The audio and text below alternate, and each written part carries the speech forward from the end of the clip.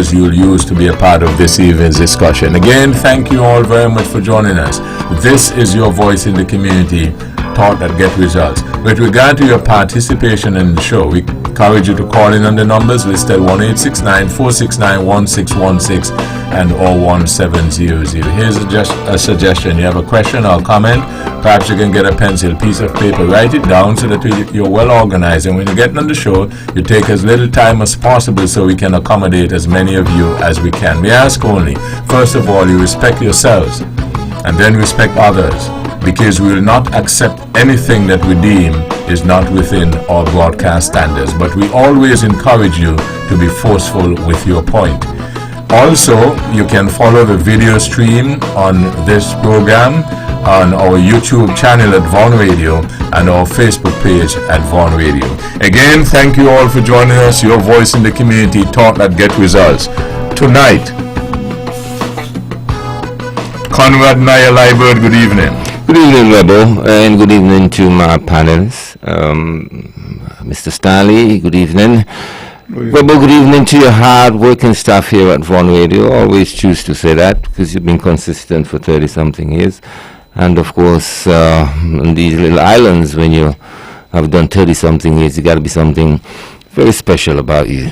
Webbo, I'm happy to be here tonight again. I feel the island is trending to be settling down a little bit now, as I would like to say. Politically, we had the debates today of the budget, quite interesting, and coming straight off, of course, a political campaign. So you've been hearing things over and over again, but I wish everyone who is political minded can be, can tune into the debates. I think it continues tomorrow or Thursday at 10 a.m. And, of course, we will hear what the government intends to do.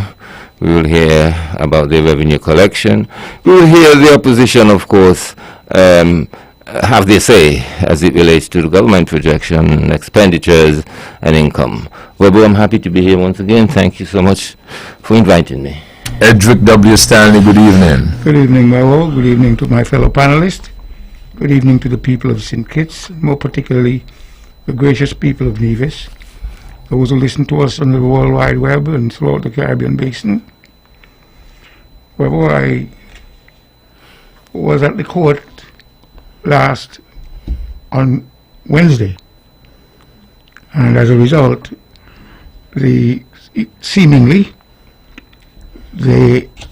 I've said here on Vaughan Radio, I don't think the case had any standing, and as a result, we have to get back there on the 27th to hear the judge give his judgment regarding the presentation and the meat of the case.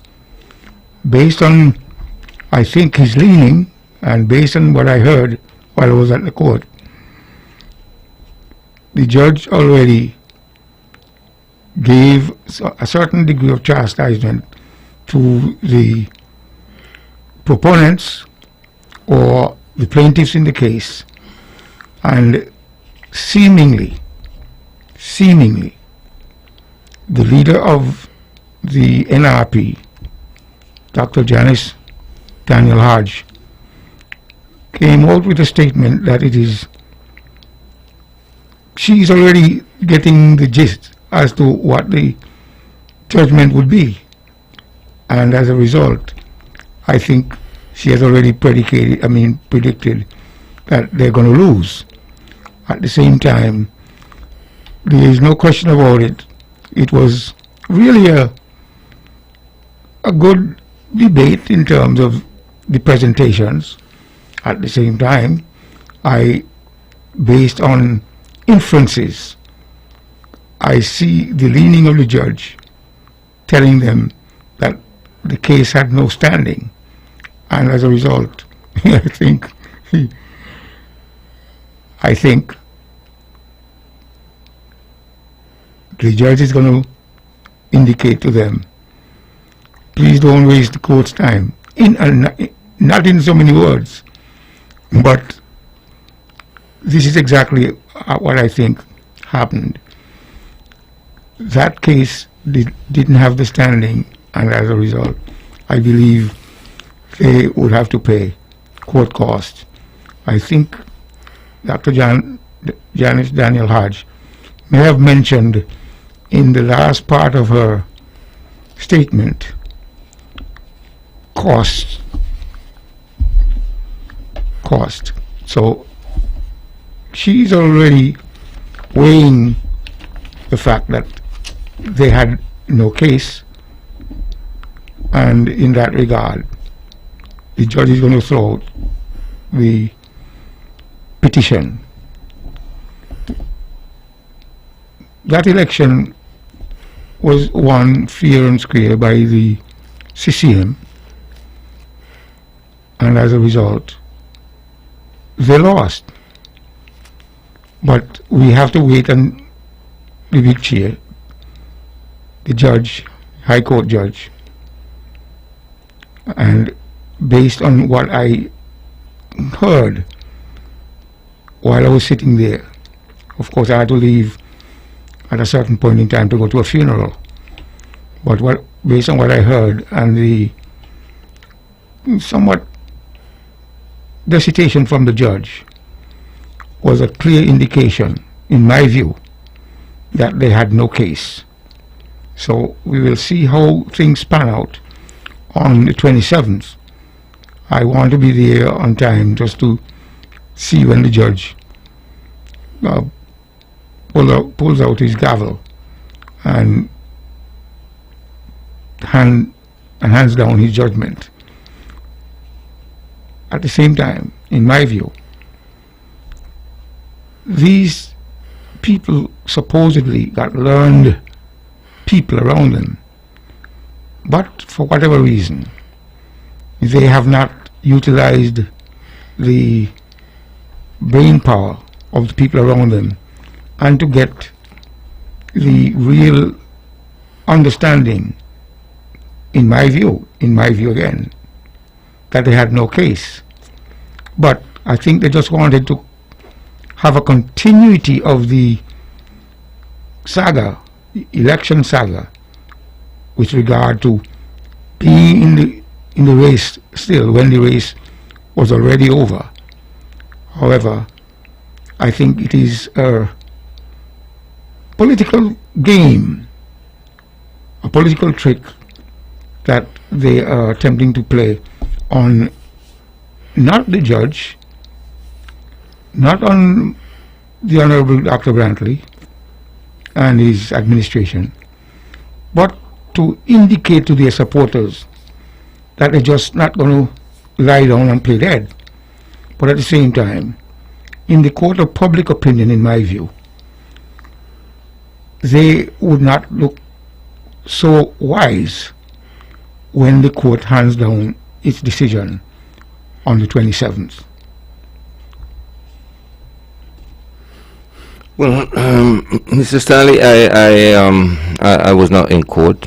I did not visit the court on the 15th, and I have not heard much about what was said inside, to be quite honest. But I know it was an application to throw out the petition. Of course, the facts of the case would not have been discussed. I don't think they've gotten to that yet, and so this probably was based on procedural requirements. Again, I wasn't there. I'm not sure, but we are prepared to wait.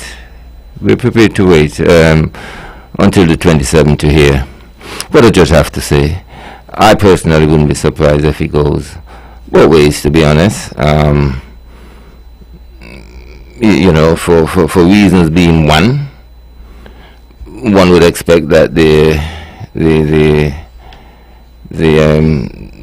claimants would be, the plaintiffs would have had sufficient time to look at what they're on about, and I believe that they should have or would be looking at competent lawyers to represent them. And I believe that such lawyers might have seen something worthy to present, and that's why they're there. It's difficult to believe that lawyers would just involve themselves in an exercise whereby there is really nothing to earn in terms of winning the case, And so I'm prepared to wait and see. We all have to wait and see. I can't comment much more on what is to be expected on Wednesday. Yes, Mr. Stanley, we see that happen all the time, where election is over and the losing team tend to express dissatisfaction and have various reasons why they are not settling down and accepting defeat. I must say it's not like that in every case, because we know of the famous case when Dr. Brantley took the NRP candidates to court, and he was successful. That was, of course, a landmark ruling. It's not often that these things get to court and play out all the way through, really. Usually, in most cases, I believe it doesn't get very far, but in that particular case, it did. And so we see that what is possible. We see what is possible, and I'm prepared to wait and see without attempting to make any judgment at all. I wasn't in court, so I will be totally out of place to speak to what was said and have a personal opinion about it. It would be quite an exercise in futility if the judge come back and says, the petition is thrown out. I think that would discredit the NRP just a bit. But what it would say to its supporters that we did stood up for what we think was right and what went wrong in the election, and maybe some satisfaction can be deduced from that by the supporters of the party. The way it looks to me with the present problem that is experiencing, that is taking place by the NRP internally, I am not sure, even if the court case go as far as they want it to go, it would be of any great benefit as it relates to changing the administration, because I've been listening to the budget today, and the Honorable Cleon Stapleton, she have now taken an independent stand in the House of Assembly. So to me it makes it even more difficult if the court case go all the way, that the NRP would succeed in seeing a change in government. And so with that circumstance taking place with the NRP, it makes it a lot more difficult to navigate their way to government, even if the court case go all the way through and the judge rule in their favor.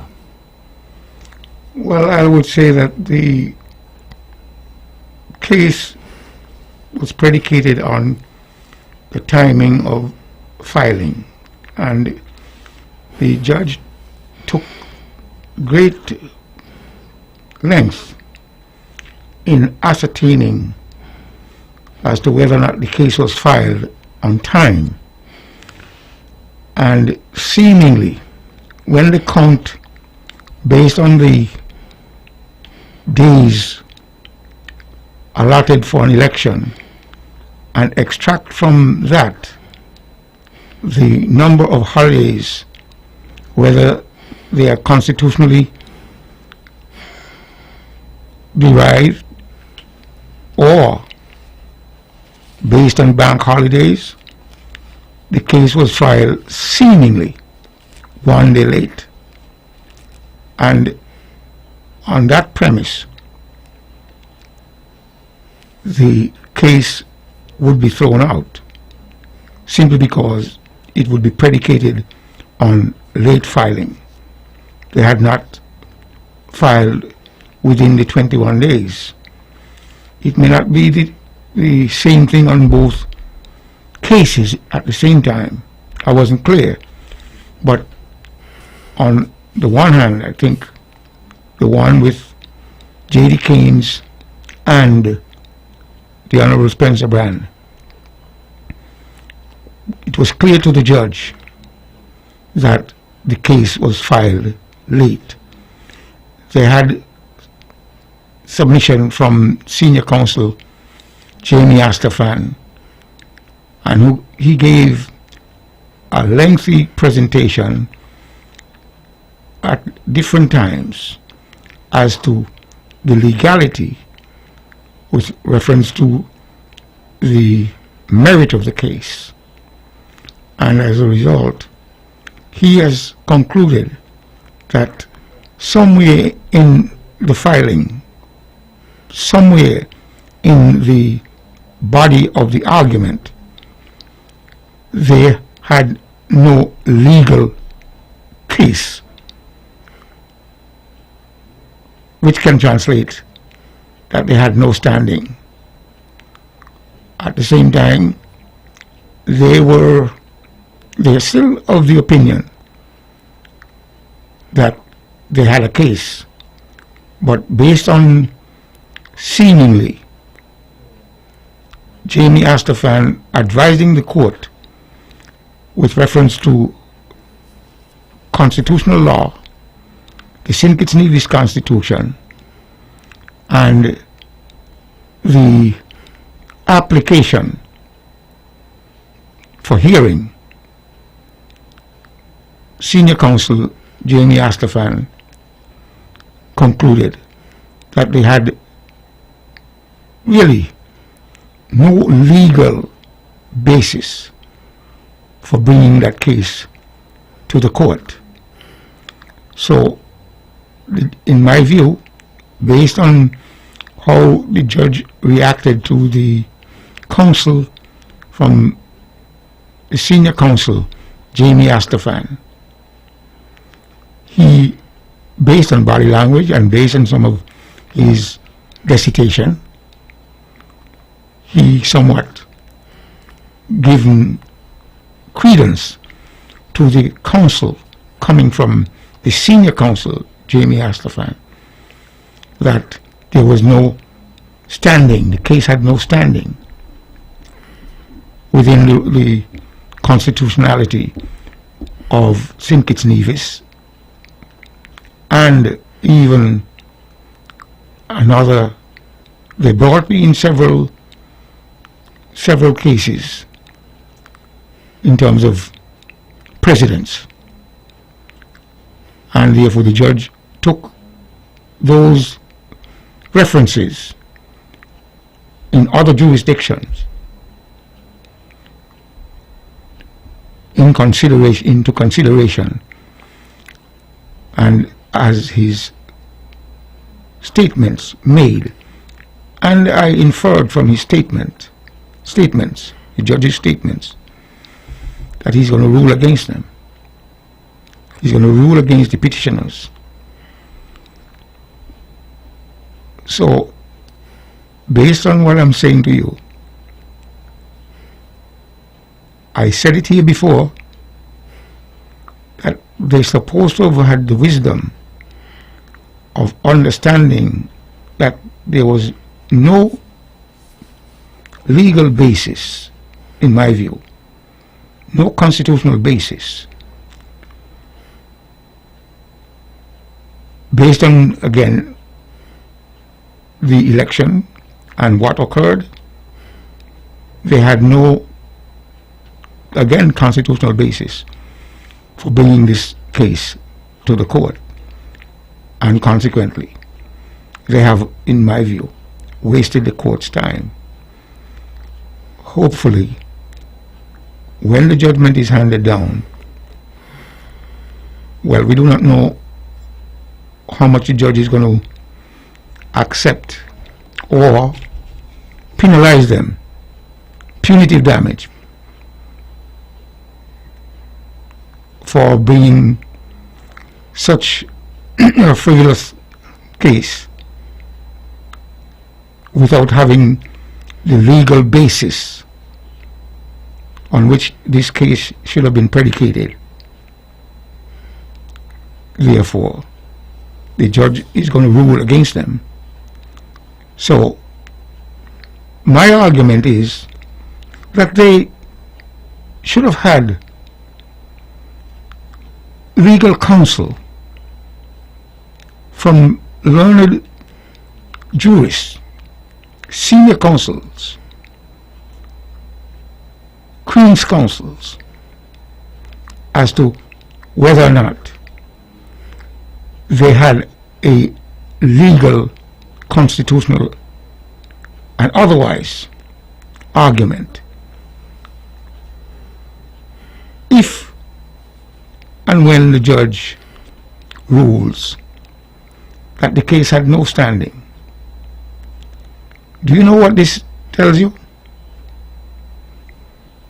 In my view, it says that they weren't wise enough to make a judgment call with reference to the merit of this petition or the presentation or the arguments.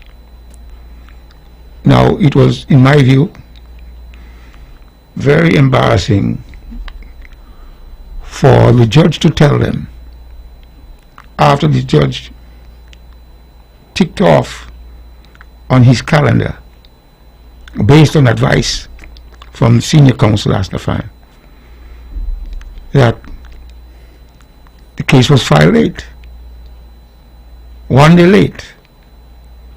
How could they make such a colossal mistake in a matter that is so sensitive and relevant to their case? At the same time, those are some of the facts that I heard while I was present at the court. I didn't return to court again because I had to attend a funeral. At the same time, I believe, strongly believe, that the NRP lost and they would have to pay cost. I do not know again how much the judge would impose on them as to fear cost. At the same time, these lawyers don't work for 2 pence. They could be working for $10,000 per hour. And if that is the case, well, I just arbitrarily say 10,000. The case didn't last that long, but it might be beyond 300,000. Well, I don't know. I'm just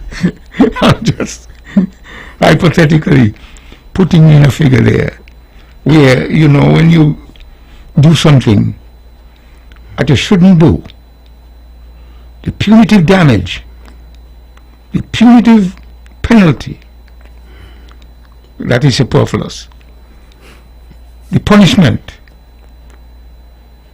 should be consequential and begin nothing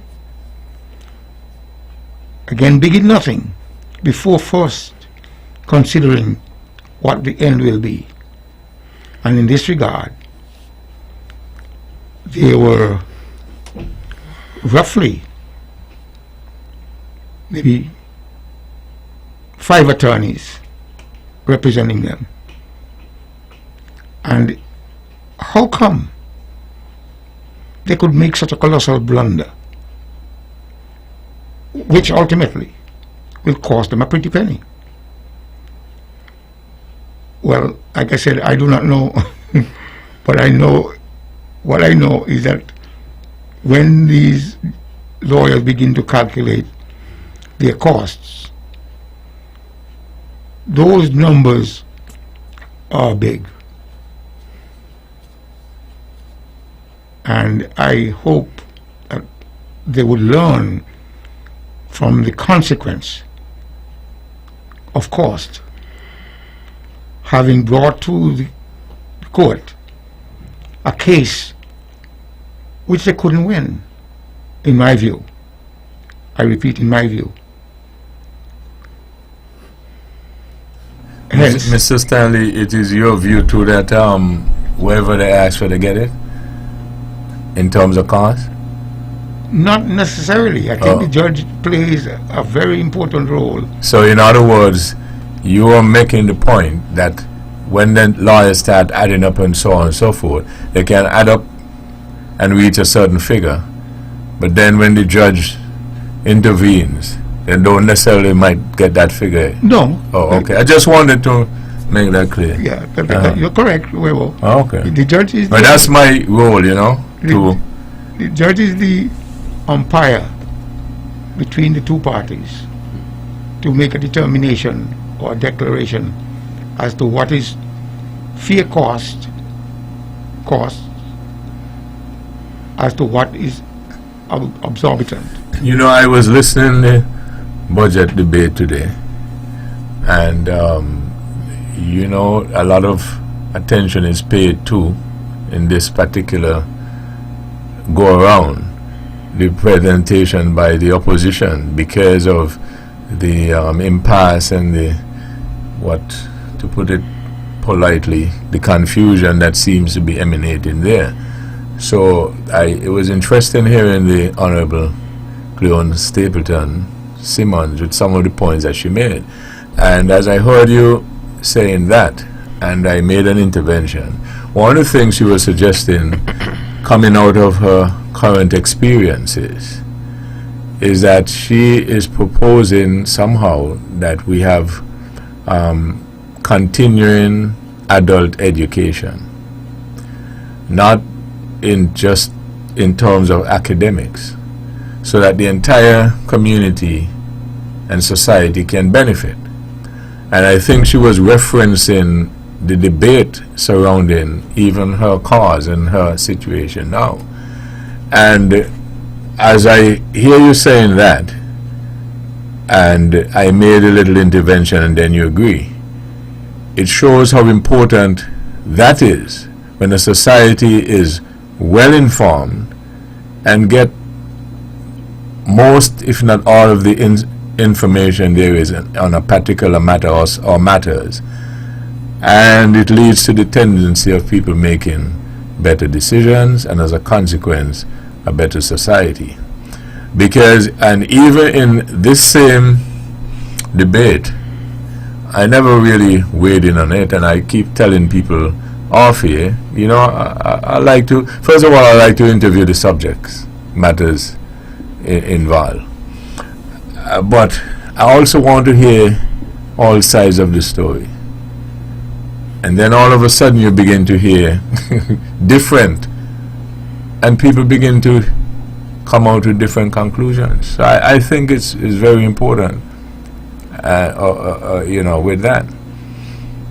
The other thing, I'm going to let you all continue, but I wanted to mention, Edric, people are always giving me messages to give you, and to tell the truth, I bring the last few because the last one I brought came from a police. So I try and make sure I work with them. And this other one also comes from a police. But Mr. Brand is not here, so he asked me when will Mr. Brand come back, because this one is from Mr. Brand. Okay. So Mr. Brand, I know you still listen. Good evening. So he asked me, not here by Vaughan Radio. So Mr. Brand, you know where Miss Butler is? You know where we call the corner by Miss Butler? Yes. Down the bottom of the road. So the police told me to ask, when will that road be fixed? He's not talking about digging it up and putting a brand new road, but at least maintain. So I made sure that I did that, because I work in with the police. He told me to make sure I do it. I think he gave me another message for you, but I don't remember it. No. It's too bad. It's too bad. It's too bad? Right. That I didn't remember? Right. Oh, somebody else give me a message for you, but I remember this one because I have it written down. Okay. You remember about a week or two ago we were speaking about your horse will come in? That is, come home. Yes. Come home, yes, right. And you remember you told me and us, that you went to a particular establishment about these t-shirts? That is correct. That is correct. So, the people at the establishment told me to tell you that you need now to come in reference to the t-shirts. So that's the message. We're not going to go any deeper into it. You got it, right? I got it. You got it. And the further said, if you don't have the time, because you know you're a busy man, always by the banks and so, right? They said, I'm trustworthy enough, you can send me. Okay? As Edric Stanley would say, are you reading me? Quite so. Okay, good. So that's the messages I have for you. A light moment is needed now and then. Oh, one more thing. Remember your cousin? Yes, quite so. When he wanted... I think he got the message.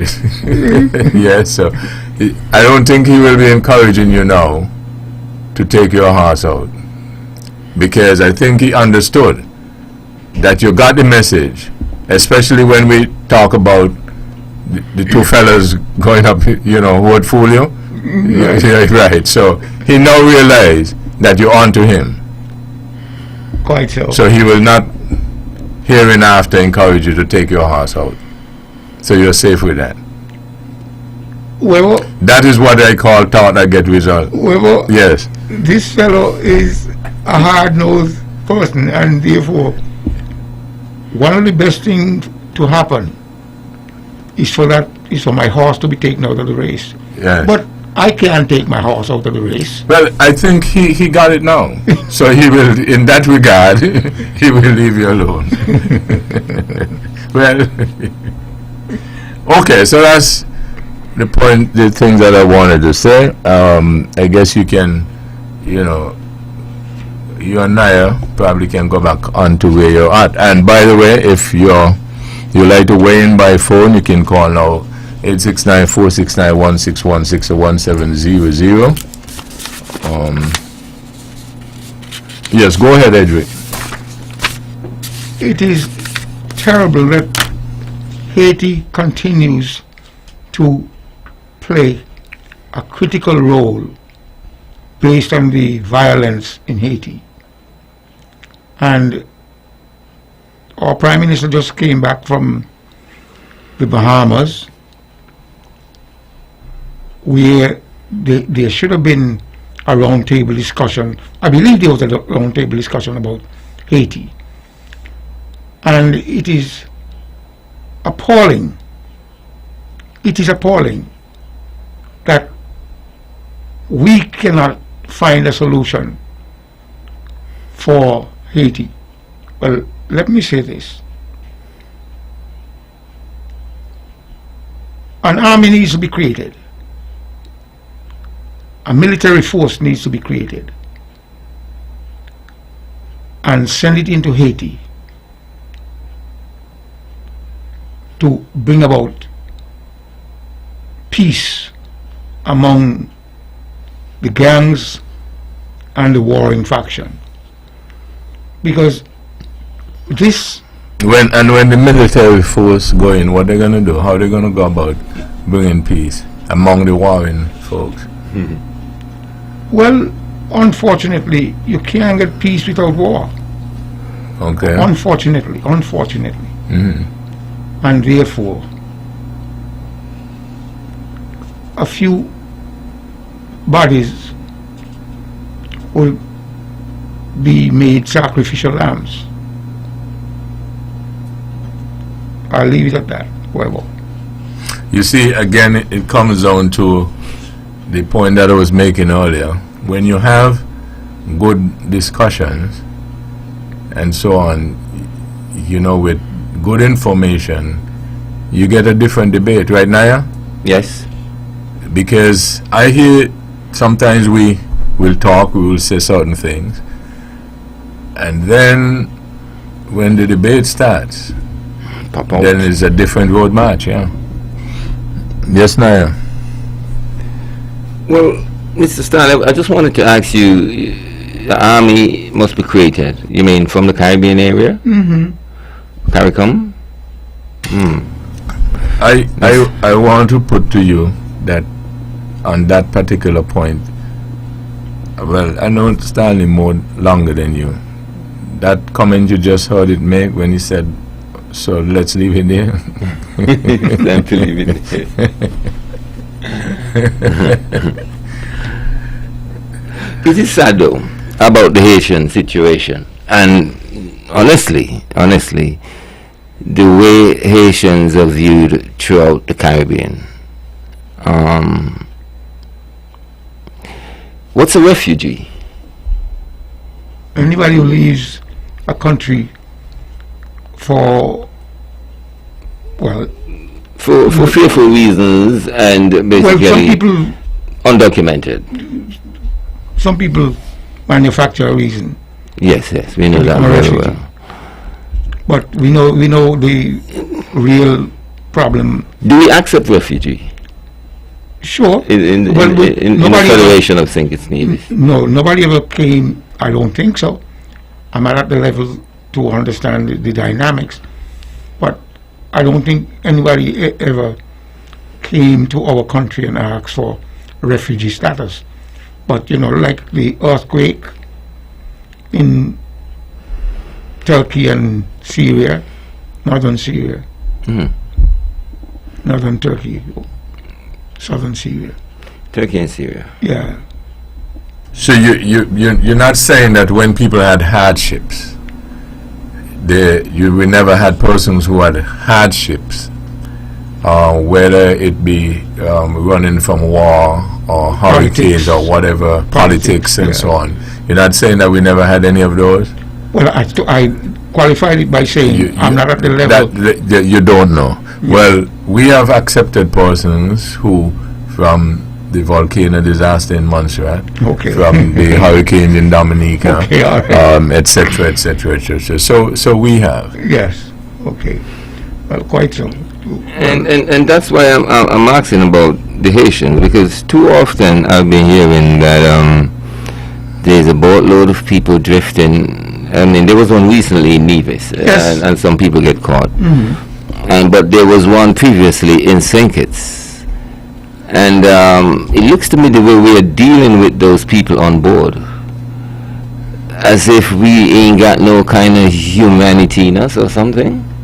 No, but the truth is, sometimes, again, for the other side of the story, sometimes the authorities will get these people and they would perhaps interview them, find out what are the circumstances Right. under which they wound up here, and sometimes they find that it was a human trafficking aspect of it, etc., etc., and so on. So these again are some of the reasons why. Well, I guess, you know, in a sense, that's sort of my job. So I do it. Fine points. And stuff like that. So so these are some of the things and the reasons why now it might appear as if they're dealing with them harshly. Yeah.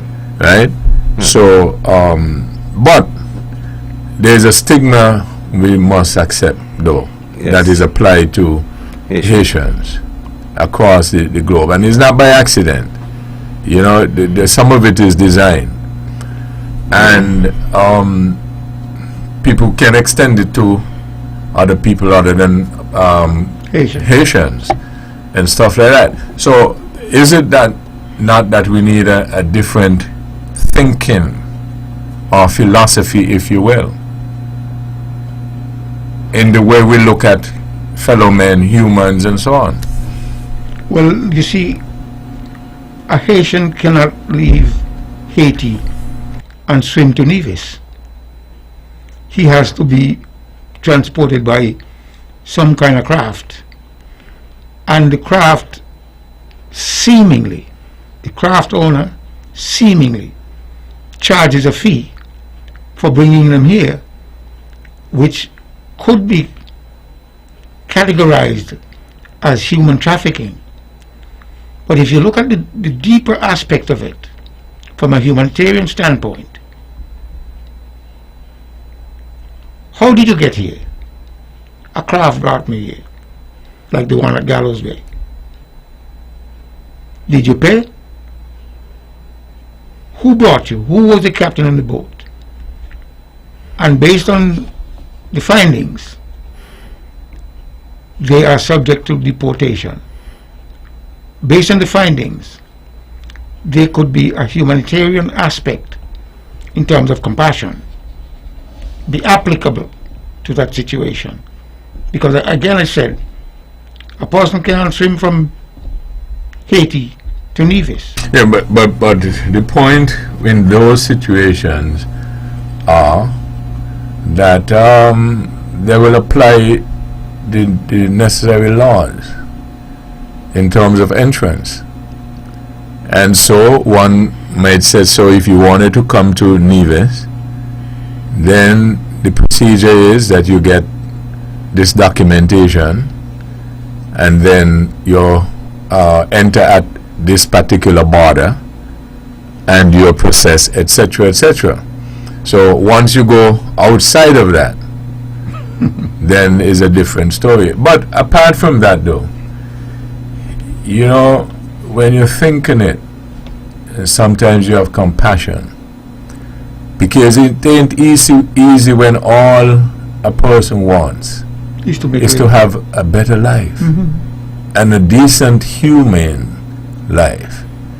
And some of it is things that they're really trying, but because of the oppression, and a lot of it comes under the heading of politics, they're too weak to fight. Maybe I'll drop that one tomorrow morning. They got it, yeah. Too weak to fight. Right? So that is what sometimes I think about, you know. These people, all they want is just a chance, you know, opportunity. Look at that, the amount of people flocking into the United States. Well, that's it. I think human trafficking thrives on people's desire to have a better life. For the most part. For the most part. Because, I mean, when you look at the people, you know, in Libya trying to get to Europe, via Italy or Spain, whatever, yes, they're being transported by probably some kind of arrangement made by some boat owners and boat captains. But they are desperately running from real circumstance. War at times and hunger and you know, life-threatening situations. But here's a tricky question though. When they do that out of desperation and just trying to, and then they land up by you, then you begin to tell yourself, well, I don't mind you think, but not me. And that's the issue. Because a lot of us, how many of us look at the television and see these persons from Guatemala, South America, you know, Mexico and so on, right? And have compassion. What if they were to come in here? And then you begin to realize that it's putting pressure now on the resources here. And then it is curtailing your advancement to some degree. Will you continue to think the same way? Well, the thing is, we know the problem exists. And therefore, when these people arrive, we should have some higher agency to pick up the tab, simply because we don't have the resources to take care of these people. But from a humanitarian standpoint, the UN, United Nations, there are other organizations that could be tapped to provide funding to take care of these people medically, socially, until they're able to get on their feet.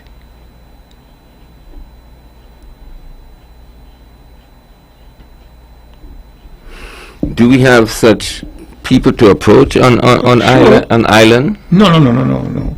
But, well, people who might very well be here who got connections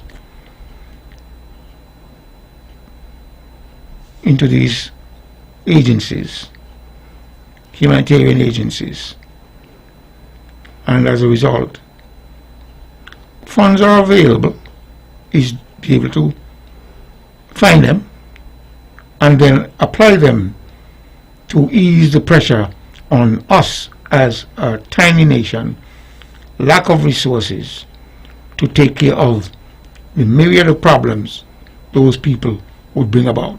Do you think the Haitian situation is more the responsibility of Caribbean governments than other global government like the US or even France?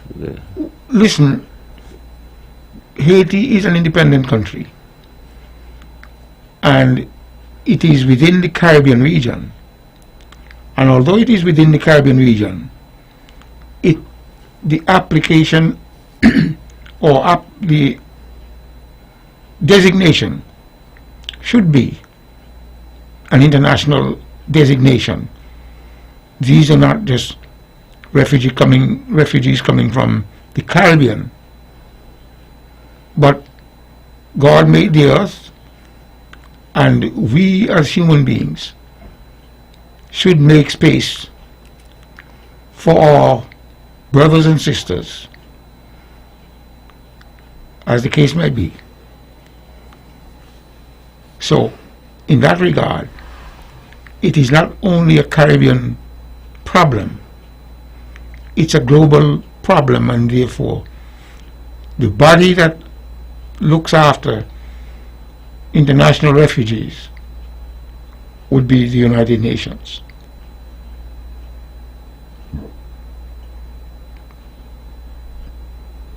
We can reach out to them.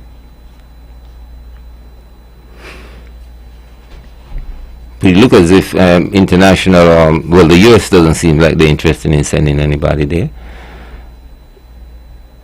So what forecast do you have for Haiti if the US doesn't come or England doesn't come with their mighty amount of arms and ammunition? Like I said, Because this can be something that really escalates. It's already out of hand. Am I reading you correctly, yourself and Edric, suggesting that the possible solution at this juncture for Haiti is to send in people with arms to control and make peace? No, that's not my... But what I'm saying? What are you saying? but there was a peacekeeping force from the United Nations in Haiti before. That's where I was going. So I just wanted to know. No, I wasn't going there. I'm still No, I said me. So I'm just trying to find out, Naya, what is your I'm asking proposal? a question to also enlighten myself in possible solutions, and basically I am not proposing anything at this point in time, and that's why I asked if Mr. Stanley thinks it's more the Caribbean government responsibility. I mean, and he have said, is an independent country, and the UN who mostly responsible for these things in independent countries. What about our shared history here in the Caribbean? Are we not, to some extent, should be drawn into that concern because of our shared history? But we should. At the same time, again, we have to look at our meager resources and how it must be applied to taking care of us first. Anybody is aware that Haiti do have good resources? Yes. Anybody is aware that even when they get aid, the issue is the distribution of that aid to the masses as opposed to it being centrally located And distributed. and distributed? Anybody is aware of that? Yes, I'm aware of that. Okay, so then the proposal, the suggestion, or the question, rhetorical question as to getting aid or getting this and getting that is not necessarily the issue. I don't know if a lot of us understand the far-reaching effects that political and leadership decisions have on a society, on a nation. Well, you couple leadership with resources, whether economic, as the case might be. And if you have good leadership, there would be adequate distribution. I mean, look at, we have quite a number of people from Guyana who came to our shores. We open our doors, they're here, they're making a valuable contribution while they propel themselves upward and onward. Looking at the size of Guyana, Guyana has a lot of land. Of course, Venezuela is trying to tell them that half of Guyana belongs to Venezuela. Anyway, that case is some 58 years old. But at the same time, the size of Guyana, in terms of its small population, they eventually had to leave Guyana and wind up in this small speck of dust in the Caribbean Sea, Nevis. But they're making a valuable contribution. Now, some people are returning to Guyana simply because ExxonMobil found oil and they are developing that. They are drilling and they've been successful so far in terms of extracting that hydrocarbon from the earth. At the same time, quite a number, well, I shouldn't say quite a number, but there are several Guyanese who left Nevis and have gone back to Guyana, and they are doing very well simply because Guyana now seemingly has gotten the leadership, as you mentioned, back on track, and certain decisions are made for the distribution of wealth among its peoples. We're going to have its share of problems there, but it's been forecast that there are two islands in the Caribbean that would experience considerable growth. Not considerable growth, but Guyana would experience considerable growth, but St. Kitts Nevis would have some great growth as well, so between 3 to 5%. And those are the only two Caribbean islands that have that positive forecast right now. Guyana is everything from the outer world happening in the Caribbean right now because of the discovery of oil and everything else. But I think Haiti presents a massive situation here in the Caribbean, one which it looks like can be solved from internally, and internal togetherness, I suppose, or political arrangement but that would need support from outside in a big way. It seems like, and that's why we got to be careful with the gangs and armed people. They can hold a country to ransom pretty easy. I mean, you see how, you know, the murders was threatening the outlook of our federation a few years ago, and we moved fast to quell that. Last week we spoke about that to a great extent, but I think Haiti is a classic example whereby when you see things get out of hand, when you see governments and central authority have to yield to gangs, that's when things start getting really bad.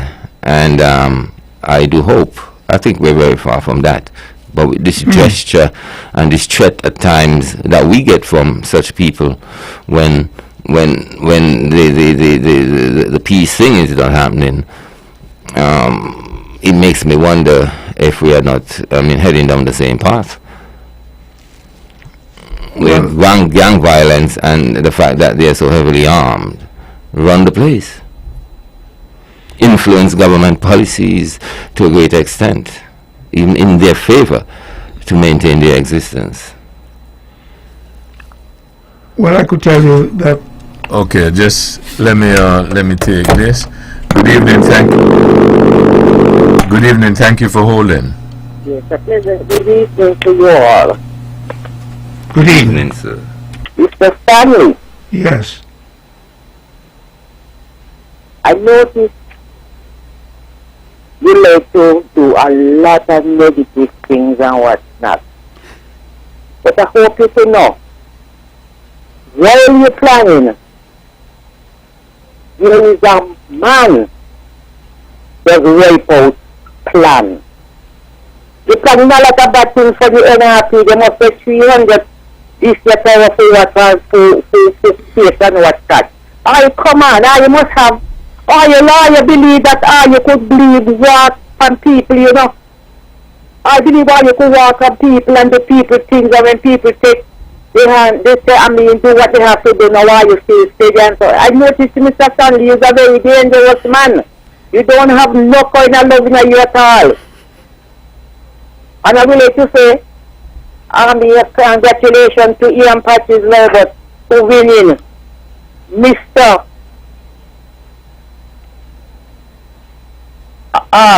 What is his name again?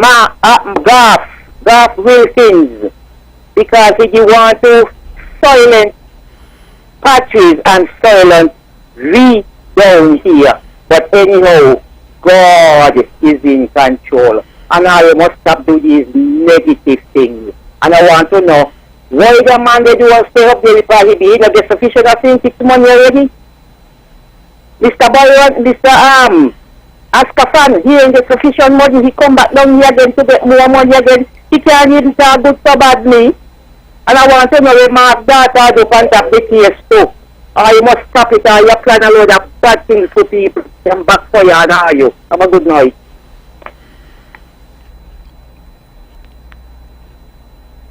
I just hypothetically put some numbers in there and I know exactly. I try to stay out of court.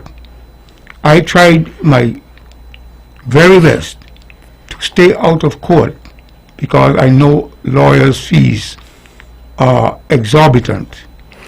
And in that regard, I was just trying to hypothetically put some numbers, and it doesn't mean that those numbers are applicable. So please don't blame me for something that they have created, because in my view, they should have seen that the case had no standing, but yet you can't see those people within NRP who were so blind that they took a case to court that doesn't have any standing, and therefore the procedure of the court is that whoever loses has to pay. And I'm not saying that the amount to be paid would be the numbers I have mentioned. There is a judge who is there as the umpire who would make a declaration as to what is fair and what is exorbitant.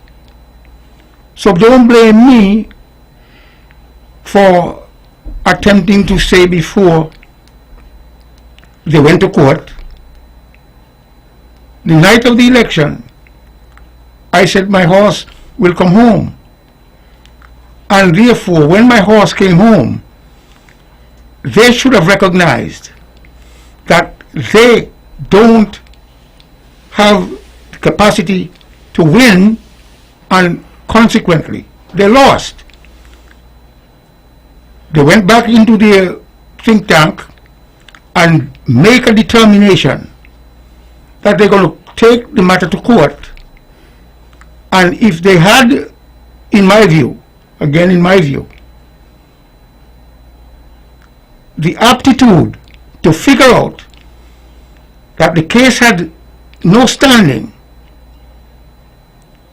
then they would not have gone to court. So don't blame me for attempting to put arbitrarily a figure. I am on a radio station and I have the right to say what I want, how I want.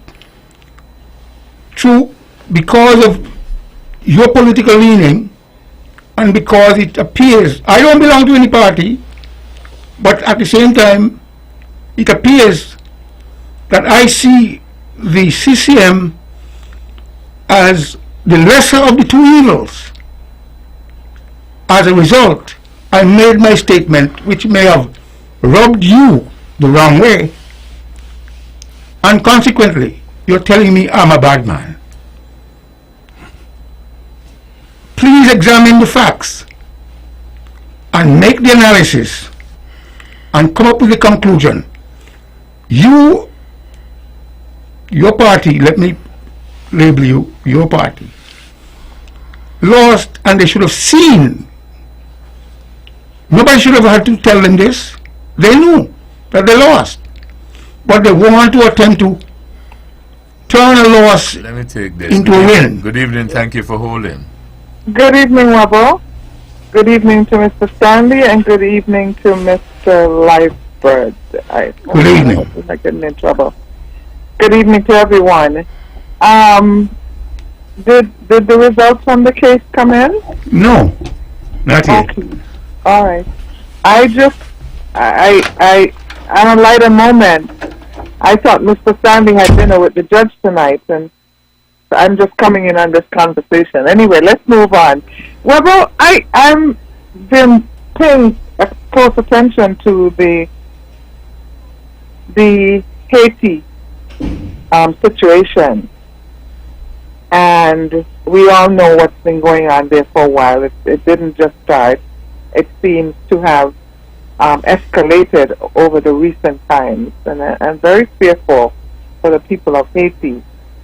But one of the things I'm trying to understand, Haiti is a part of the CARICOM community, correct? Yes. Okay.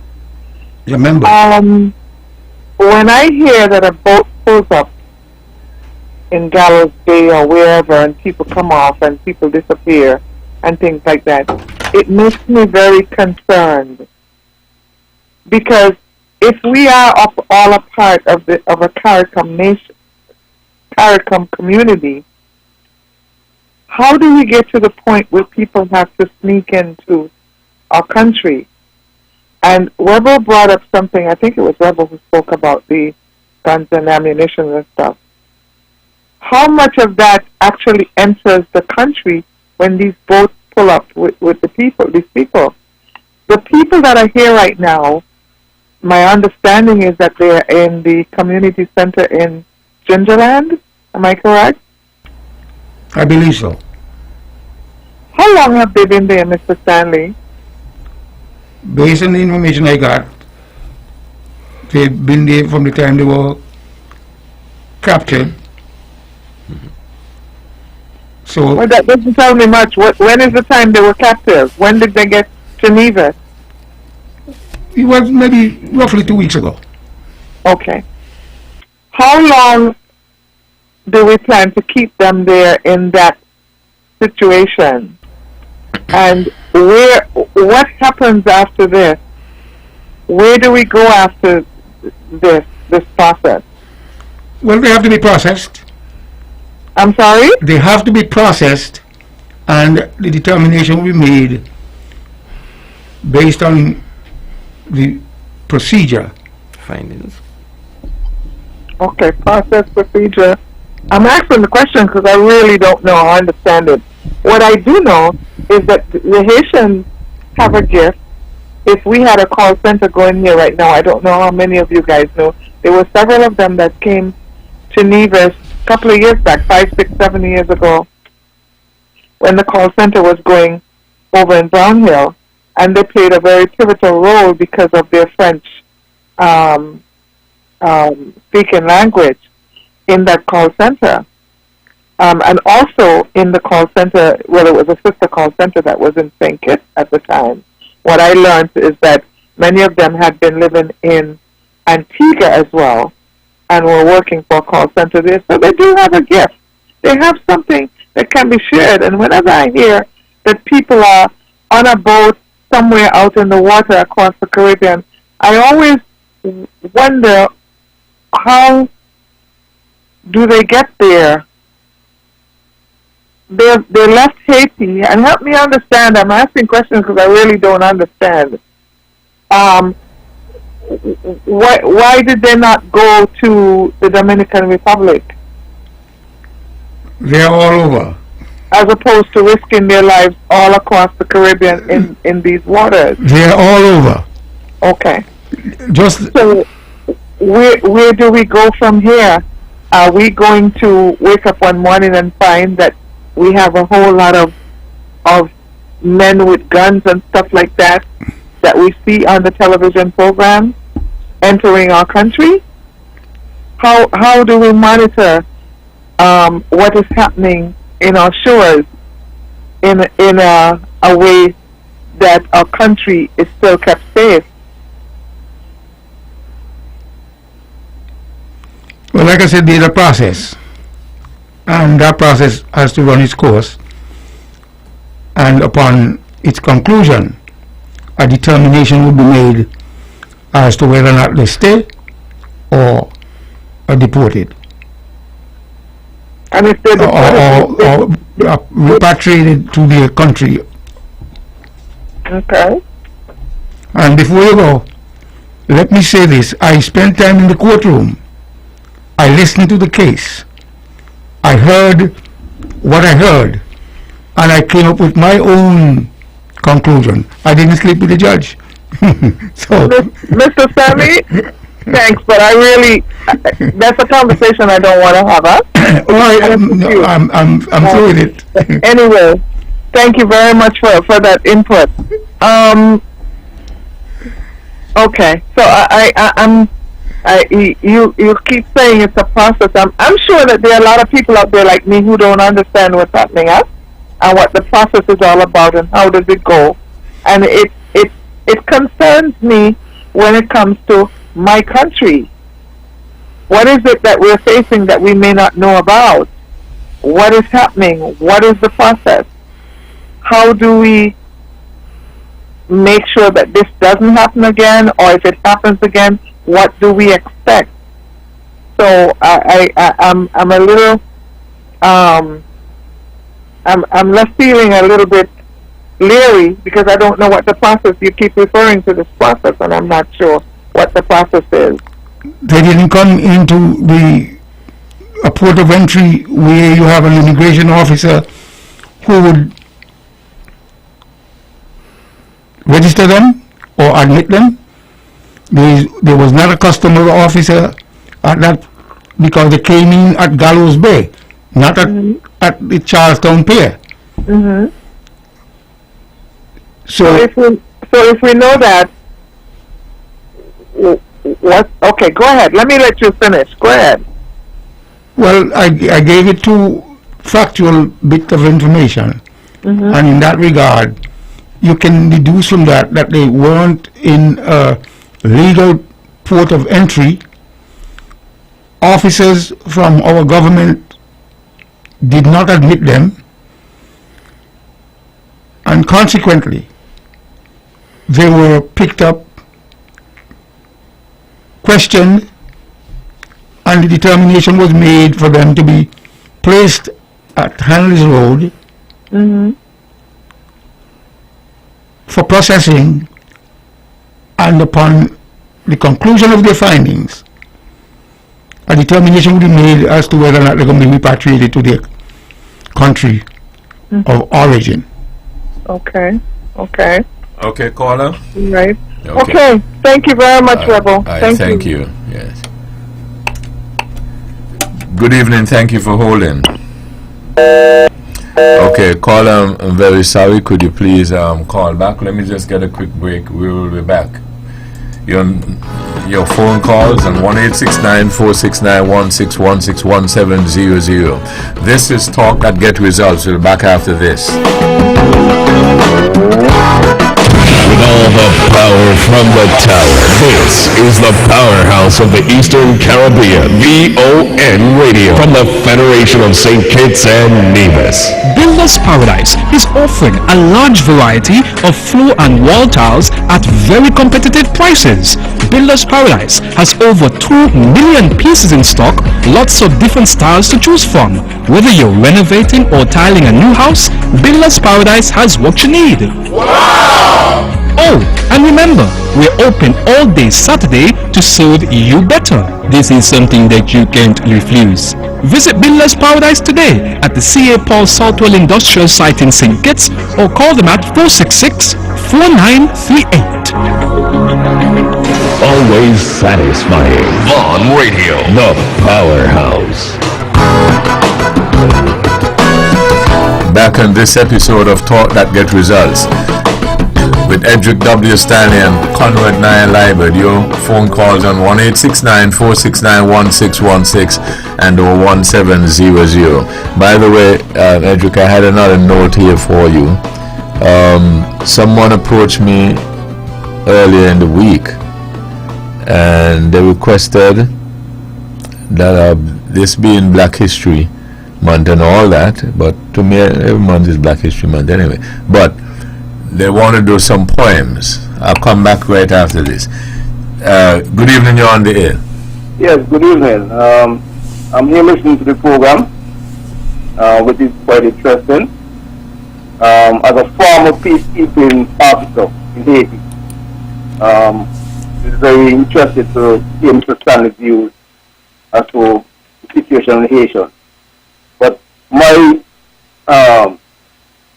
from my point of view, being there for over a year, working as a peacekeeping officer, one of the things there is the politicians who are associated with gangs. And so sometimes when money is granted to the island of Haiti, it is used for personal means or for people in that area, politicians who are behind the politicians. The ordinary person there do not have the means to have a very decent or good living. You get a problem with the lack of work, a decent payment for them to survive. Some years ago, I was in charge of a group, or a similar group that was taken back to Haiti. And so the main problem down there in Haiti is the politician, work, and the gang. I just had a friend who returned from Haiti just last week, and he's saying that since 1995 when we last left down here, nothing has changed in Haiti. That's my input on this question for this people. Thank you. Thank you very much for that. Some first-hand information. Okay. Okay. Thank you. You know that's very interesting what the caller just said, especially the fact that someone had mentioned earlier about peacekeeping force, and here's someone who was a part of that already. And I think one of the last comments he said is that he got a report that nothing has changed since that. And the other thing I jotted down that he mentioned is something that I pointed out earlier: Leadership, politics, and leadership. And do you know also that a lot of the trouble and the problems in the world comes under that heading? right? And you know, people sometimes are afraid to say it for whatever reason, right? Or when we were growing up studying history in school, Jamaica, Guyana, Barbados, Trinidad. Those are the big four, right? Any other? Right. So, right. I think those were the big ones. And we used to read about them and the bauxite and all this and so on and so forth. And then you start with Guyana. Politics is what mashed that up. You come down to Trinidad, same thing. It is not lack of resources. Venezuela was giving us help the other day and stuff like that. And what have them to the state that they're at? Politics. Right? Look like you're afraid to say so. The lack of proper leadership, or right. So it's not so much that they don't have the resources or that they aim, And one of the other things that the caller just said also that I noted down was the gangs, and when the aid go there, who takes the aid and then support the gangs with it, and so on and so forth. So that is why I always believe that we should have these type of discussions. A lot of people don't like it because all they want to hear about is politics and cussing and all these kind of things. But the other topics that affect us on everyday living, we need to amplify them, discuss them and so on, and it will help shape our thinking. How we look out for one another or not, how we care for one another or not, and stuff like these are the realities. Not that they don't have the resources. And then also the unemployment. I mean, because, So, I call again, we thank you for that input based on your experience. Yeah, but it looks to me like, when a little seed is planted, big tree grow. Every time. And when you see corruption is allowed to strive, it starts small, but it get really big. When politicians act in a manner that is not conducive to good, what happened when the other party go in and think they can do the same or do even worse, things escalate in such ways and go totally out of control. I think probably that's what's going on in Haiti because they can't find a worthy political leader or political party. There's absolutely mistrust across the whole country, it seems like. Why do you think they can't find a worthy political leader? Because all of them seems to have power base. Have indulged in some degree of And where does these leaders normally come from? Right, well, the society. Exactly. Yeah. So you're talking about, in a sense, the society that you have. What happens is that some people just cry foul, and it makes it look as if that they're the ones who are, decent and honest. And then, as you say, as they get into the chair, the same thing. Sometimes you don't even get in the chair yet, and then you get exposed. So it's something that I suppose. Yes, Edward. Well, I understand the problem, and I shouldn't really say I understand the problem. I'm just trying to see how we could collectively bring about a solution. But the fellow who called, the officer who called, made it clear that nothing has changed simply because the politician who controls the gangs, that is a power base for him. And he may not be the leader of the country, but he would not want to destroy his own power base simply by telling his gang members, go behave yourself. By the way, I might just want to input that you think is only the gangs and gang members causing Haman?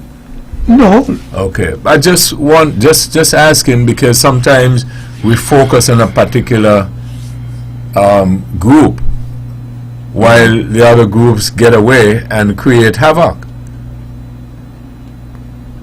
Yeah. My duty and my philosophy, the way I think, is to look at all the aspects to see who and what is contributing and look at it from that aspect. By the way, quickly before we move on, if you know, Mr. Stanley, who is the leader of the St. John's People's Party?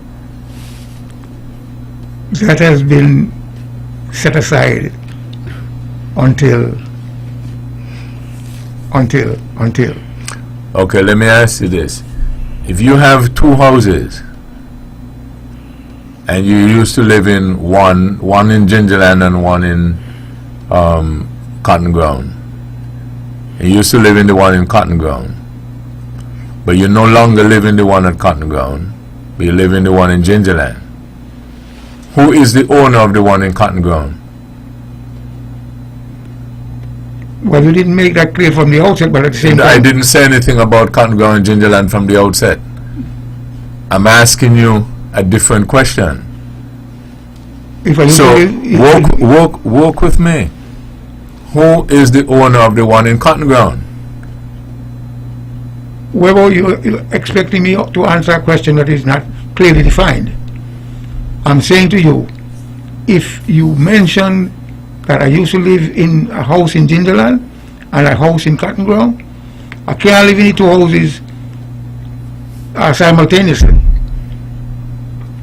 But you never mentioned that the two houses are owned by me, and therefore something is left out of the equation. And now you're asking me as to who owns the house in Cotton Ground. I said, if you had two houses, does that equate to you own two houses? All right, well, it can be inferred. Okay. So you would accept that I inferred that you owned a house in Cotton Ground and one in Gingerland. Now I hear the question, so ask the question again. Okay. So if you owned a house in Cotton Ground and you owned a house in Gingerland, but you were living the one first in Cotton Ground and you vacated it and now lives in the one in Gingerland, who owns the one in Cotton Ground? I still own it. You still own it.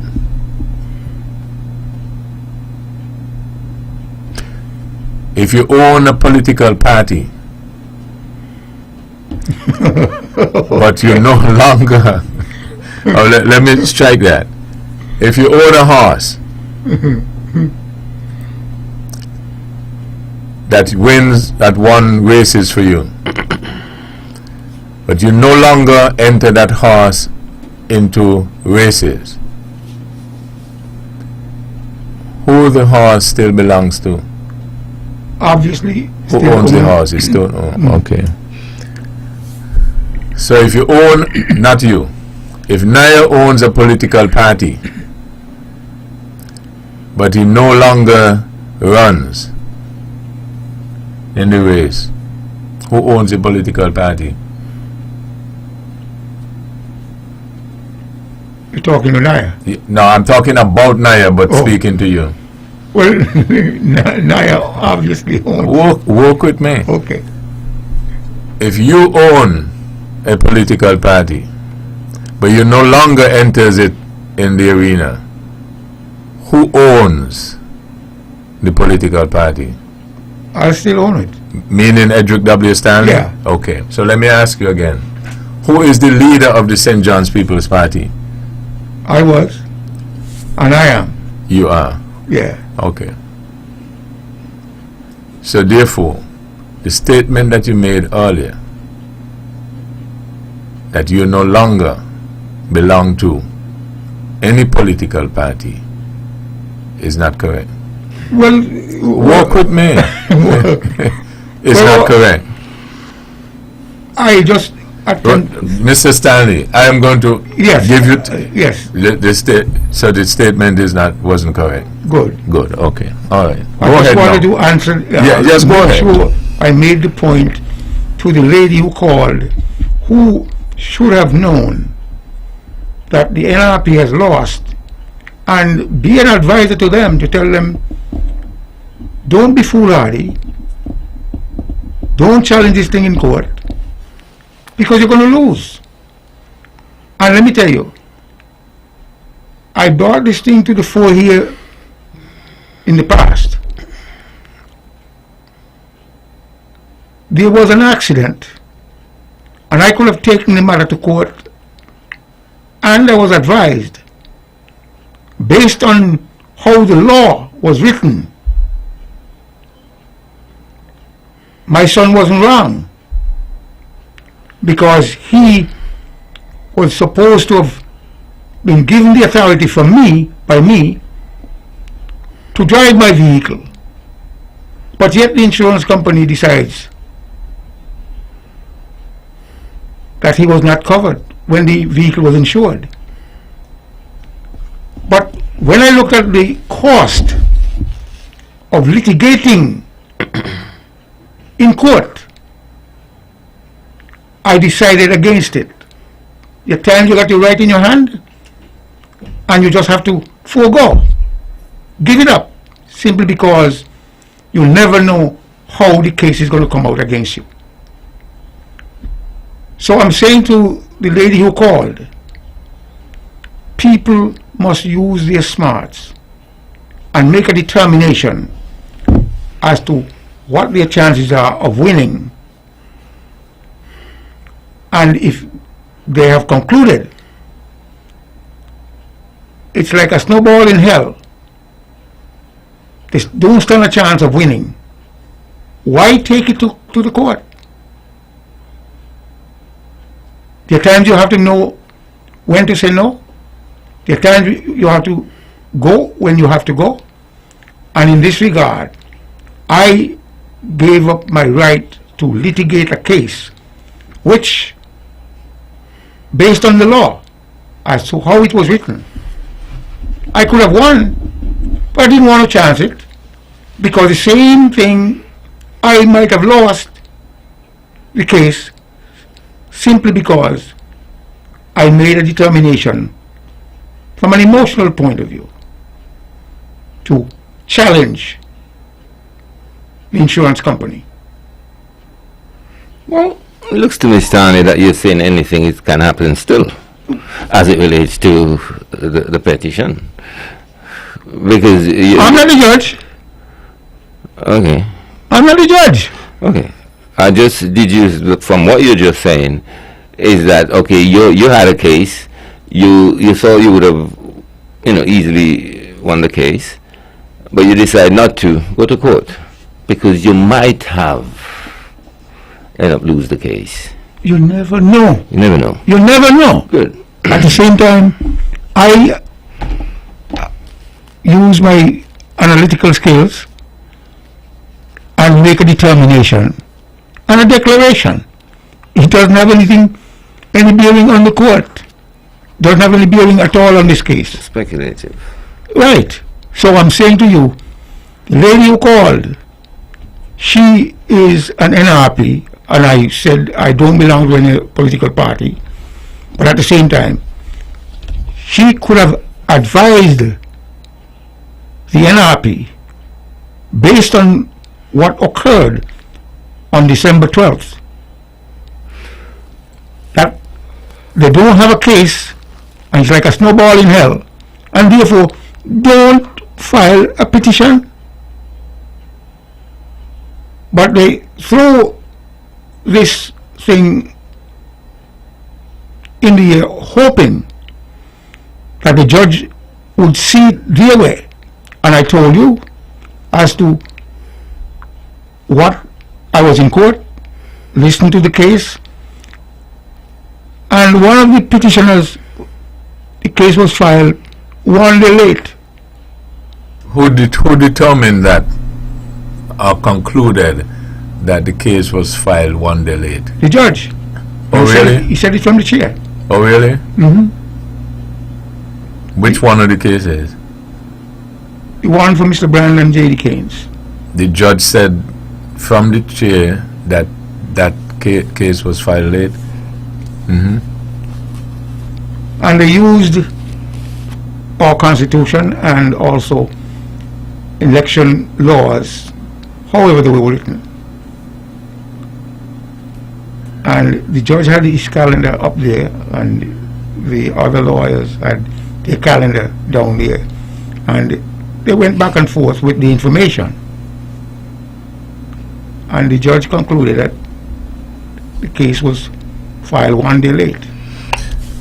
Good evening, you're on the air. Yes, Mr. President, good evening. Mr. Stanley, Yes, lady.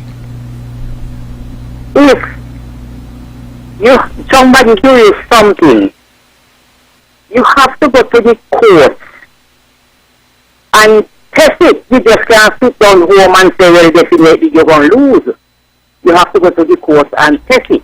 That is... You don't make a decision. You just don't sit down yourself and come and talk about you're going to lose, so don't do it. So I do not know where you get that attitude from a come and talk about they make a wrong decision and what's not. I hope I don't have the judge up there, not otherwise. The judge don't have to think too. I must do what is right and stop the what is wrong. And Mr. Stanley is a very, very, very dangerous man. Listen to Hello, caller. Right? You could go ahead and make your point, Mr. Stanley. The adjectives in them, let's, Okay. So, yeah, go ahead, Stanley. Well, this lady, for some reason, in my view, doesn't get it simply because she is bent on attempting to blame me. Which lady? The caller. Okay. The caller. Blaming me, and when I had nothing to do with it, all I'm trying to do is to give my opinion. I'm not the judge, and based on what I heard as I sat there, I have concluded in my own mind that this case should never have been brought to the court, and therefore they're going to lose. It doesn't mean that I'm correct, because the judge is a human being just as I am. And one of the reasons why I never attempted to go to court based on that case that I just brought about in my interest, I was advised that taking the matter to court based on how the law was written, I have a chance of winning it. But at the same time, I decided not to take that chance simply because, on the one hand, it would have cost me close to $500,000. And on the other hand, I had the option to come up with $120,000. And therefore, I chose the $120,000, lick my wounds, and move on.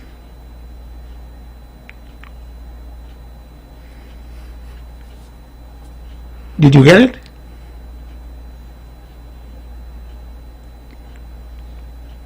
The judge in the case, you never know. You never know how he's going to rule. I couldn't take that chance. And if he rules in the other person's favor, it means I would have had to find some kind of resource, some deep pocket somewhere to pay that $500,000. I cut my losses and I moved on. Good evening. Okay, caller, please call back. We're very sorry about that. 469-1616 or 469-1700. Well, Mr. Stanley, everybody not prepared to do that. I've been burnt like that myself. Trust me, I'm still suffering from it, Think you had it all right in court. Some people rip you off. You go in court. It turns out that they're telling you ripped them off. Well, you see how we never get over that case. But again, You know, I blame myself because I poorly represented myself. You know, I don't blame the magistrate, and I go home and, you know, stress for about 5 to 6 months about it. You know, I blame myself. That does happen. Mr. Sure Stanley. it does. You know, but no one could have told me at that point not to go to So court. you took somebody to court thinking that they whip you off and then find out that you whip them off. That's it. But That's where the I heard a light moment like that. A fellow went, took police to another fellow, said that the fella stole his stuff, right? And let's say that you, Edric took you, call the police for you, and when they go to the site, they lock up Edric. Right. You know, look, the law is not as it seems. That's why they say the lawyers are practicing law. Doesn't mean that they are correct. A case leaves from a simple municipal court and it goes all the way to the Supreme Court. And one of them, one side is right and the other is dead wrong. Only that for the justices to make the declaration that you don't have a case, I can't determine that. On the 27th, we will hear, as the case might be, what the judge's decision is. The judges might just determine that the NRP had a case. I concluded based on what I heard. Edric, could you explain for the benefit of the general public what happens on the 27th? Were the judge to rule this way, what happens? And were he to rule the other way, what happens? Because I think a lot of people might be a little bit confused about what is at stake. You want to do that? Yeah, well, I already spelled it out, but I'm going to do it again. What I'm saying to you is that the senior counsel, Astafan, who advised the judge, seemingly told the judge in legal terms. Yeah, and I don't mean in that regard. I mean in terms of now you understand what I mean now? Yes. Okay, go ahead. Webbo, I think this is an application to throw out the petition that was filed by the NRP, but that was filed by the two candidates. Usually this is based on procedural requirements, and as Mr. Stanley said, he have overheard the judge said that one of the case was filed late. So it's really about procedures, and if the procedures are in place and all deadlines are met, then the court will rule, the judge will rule in NRP's favor, and then the case will move on now in search for standing in court. They will listen to the facts of the case and determine whether or not there's a case to be tried. If they find that there's a case to be tried, then they try the case based on the substantial facts and evidence that's there. But come on the 27th, if the judge rule in NRP's favor, then it's simply saying that the procedural requirements were met. Did you, if you had heard the presentation of the Nevis Island Assembly today? Some of it.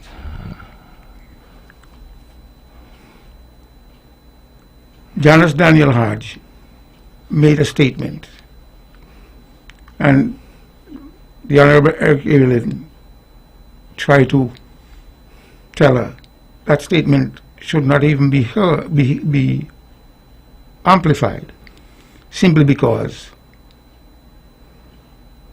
he didn't use the word "you lose." Okay, I remember that. But it is already established that based on the votes that Mark got, vanquished his opponent. The votes Mark got was more than the votes that his opponent got. And therefore, that is an established fact. Yes. The point that they're trying to litigate is for them to win government, to get into government. Yeah. If you've lost, it meant you can't get into government. Well, I think that I'm saying to you, they're presenting an argument that the loss is not a true loss because there was irregularities throughout the system. That's what they're presenting. Well, the loss was not a true loss. Maybe they could have won if it wasn't for the irregularities. So that, in a nutshell, is what they're advancing. The NRP is advancing. Well, that is how you put it. Well, yes. All right. But that's what I'm saying logical to me. Yeah. Based on the returning officers and the supervisor of election calling the numbers on election night,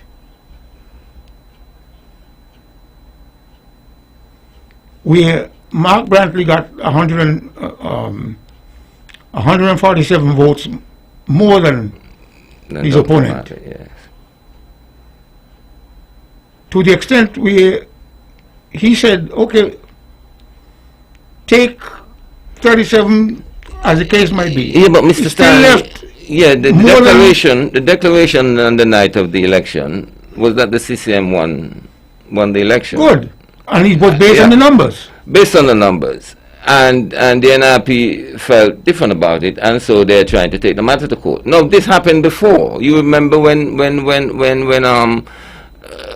Hensley Daniel won Mark. Okay, and the declaration on the night was that the NRP win the election, and Mark took him to court, and then the government changed. So the declaration on the night... You're dealing with apples and oranges. Oh, yes? Yeah.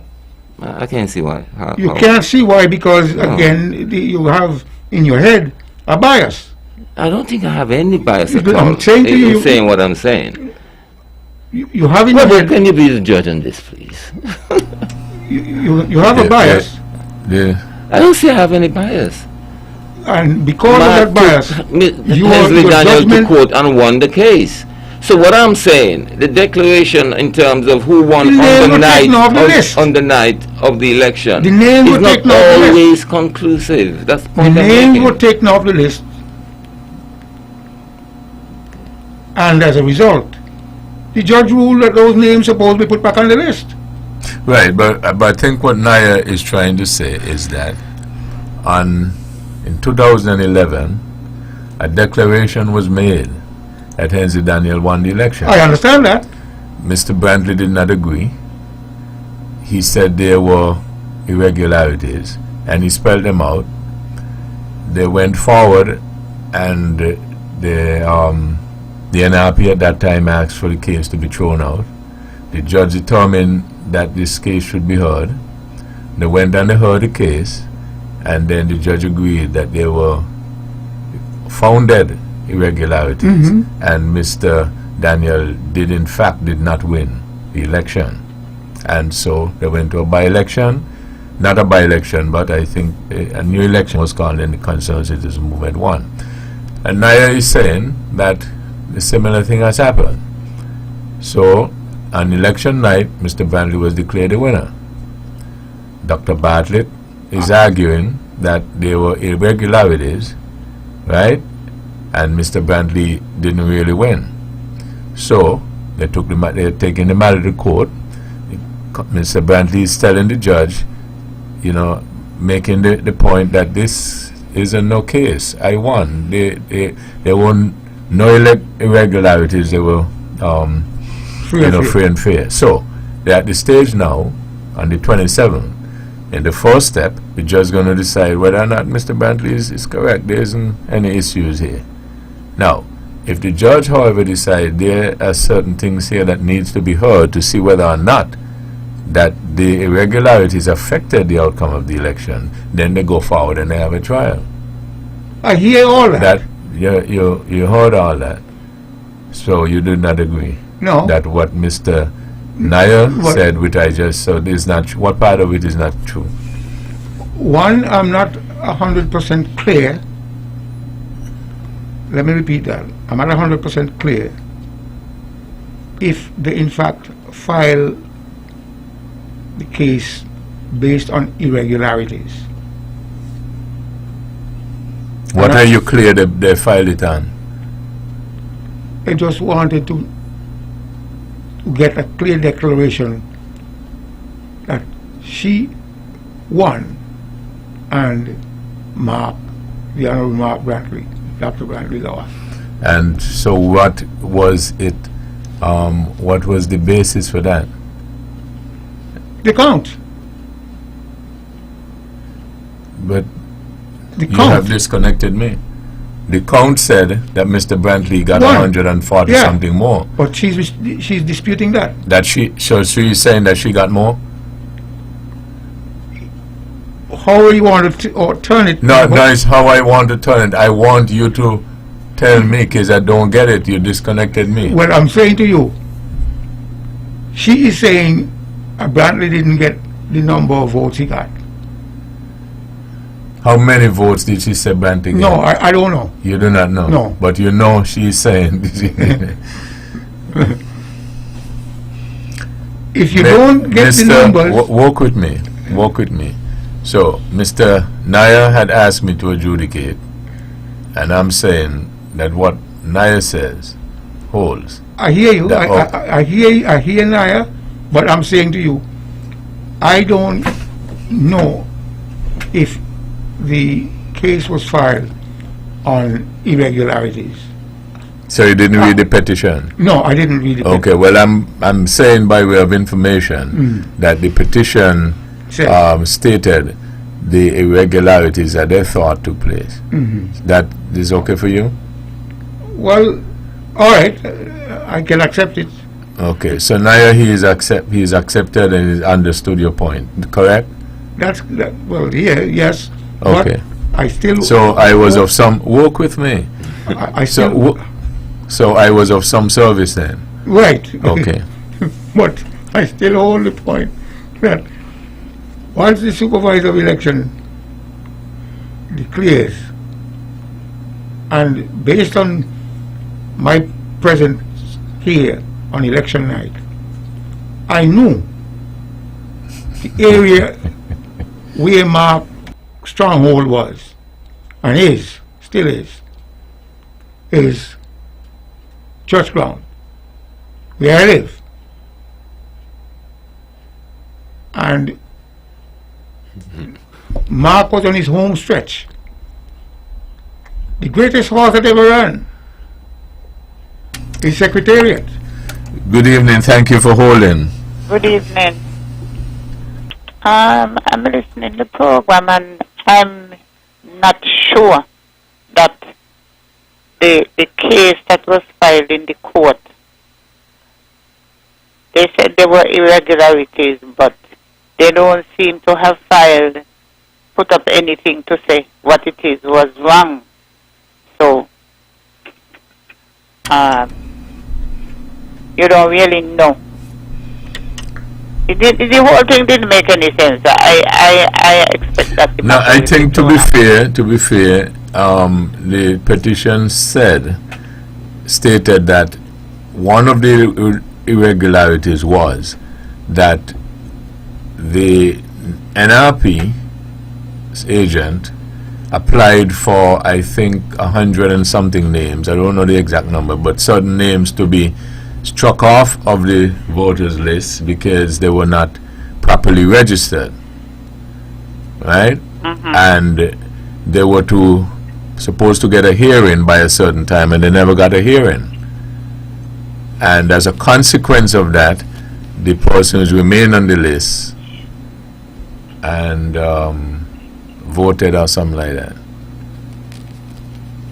Well, So I'm not saying whether or not it is so. I'm just saying what was But that give you an request idea. was Work almost with a me. year old. What was stated in the petition, caller? You follow me? Yeah, I'm following you, but Yes. I know one of the cases was definitely found to be filed late, so I think that one is going to be thrown out.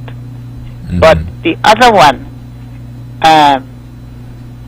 the matter was filed, the petition was filed, but it doesn't really tell you what they're filing for. At least that is the way it seems. Okay. That's the way I understood it too. Okay. All right, caller. Thank you. We will. Today is the 21st.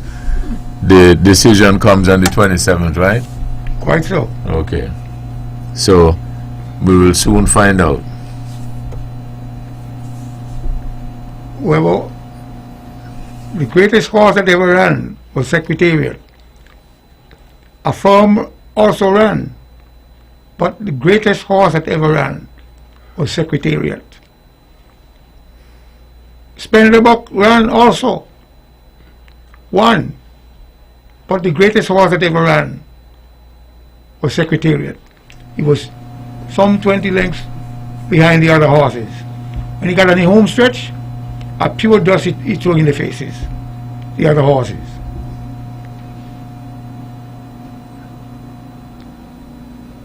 My horse came home. And your horse will remain on the track. Oh, so yes. Your cousin is not going to fool you. No way. Like how the two fellas who were done fool you. They influenced my thinking. They influenced your thinking. I was 7 years old at the time. This program repeats tomorrow at 10 o'clock following the VON News Minute.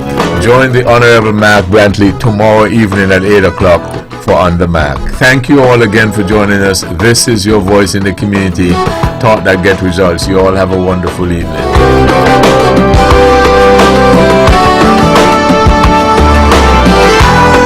Views and opinions expressed on the proceeding